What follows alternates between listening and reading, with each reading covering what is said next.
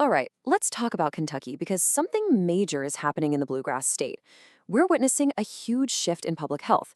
Their very first medical cannabis dispensary has just opened, and this single event could genuinely change the lives of thousands of patients. This isn't just about a new law, it really feels like a whole new chapter for Kentucky. And this quote from Governor Andy Beshear just says it all, doesn't it? It really captures the spirit of what's happening here. The message is clear. This isn't just about business, it's about compassion. The entire focus is on giving people with serious conditions, we're talking cancer, PTSD, MS, safe, legal access to something that might help them. It sets a really powerful patient-first tone for the whole program. So first up, let's dive into that historic opening day. This is the moment, right? It's where all the years of debate and legislation finally become a real, tangible thing for patients on the ground. I mean, the scene at the post-dispensary in Beaver Dam tells you everything you need to know. Governor Beshear actually predicted they'd sell out on day one, and well, the turnout proves he was right. It's just this incredibly clear, immediate sign of the huge pent-up demand for medical cannabis all across the state. But look, this demand isn't just some abstract number on a chart. It's driven by thousands of real people with real stories. And that brings us to our second section, patients over pills. Let's talk about the Kentuckians who are at the very heart of this new program.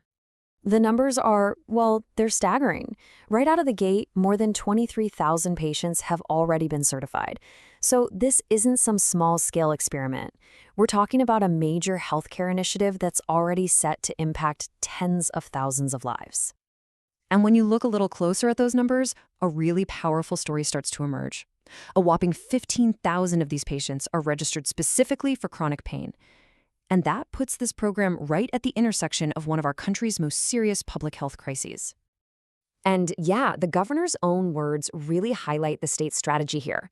This medical cannabis program was explicitly designed to offer a safer alternative for managing pain, to directly take on the opioid epidemic that has just torn apart so many communities.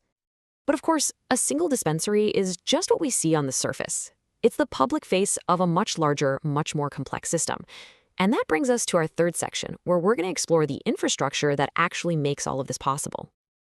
So this table gives you a really clear snapshot of the whole medical cannabis ecosystem they've built in Kentucky.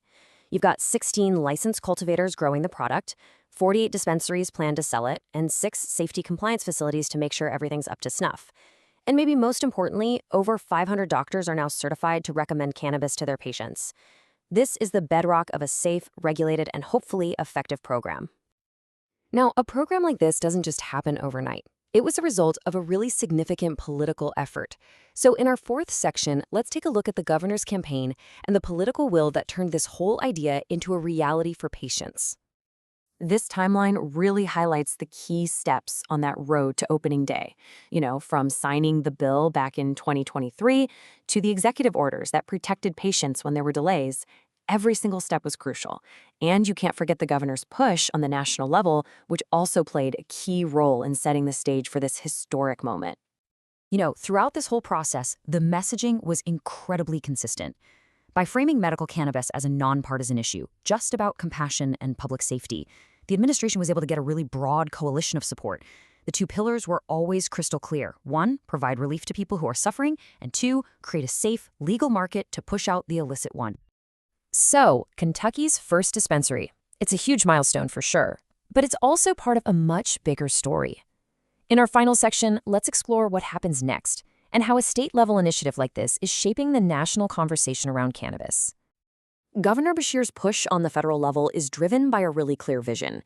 He's lobbying for cannabis to be rescheduled from Schedule I to Schedule III, and that one move could unlock a wave of benefits. It wouldn't just bring much-needed relief to patients across the country, but it would also make communities safer by shrinking the black market. And, this is huge, it would finally pave the way for real, groundbreaking research into the full therapeutic potential of cannabis.